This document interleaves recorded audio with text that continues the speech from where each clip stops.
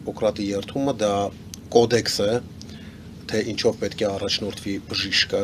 չվնասել պացիենտին, իր ուսուցչին պարտական լինել եւ ամեն բան անել, որպեսզի պացիենտին ի բարօրություն լինի։ Հիմա այդտեղ որևէ բան նշված չէ անվճար բուժօգնության մասին, կոպեկներով բուժօգնության մասին։ Եվ քանի որ ես լիահույս եմ, որ ձեր ունկնդիրները կկարդան Հիպոկրատի երթման տեքստը եւ արդեն իսկ կհասկանան ինչու՞մն է խոսքը, ես կմեջբերեմ Հիպոկրատի մեկ այլ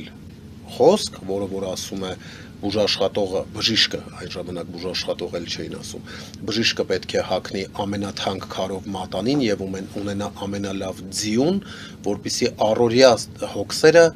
չզբաղացնեն բժիշկի ուղեղը պացիենտի մասին հոգսերի փոխարեն։ Ուստի եկեք Հիպոկրատի երթման տեքստը, որում որ վարձատրության եւ անվճար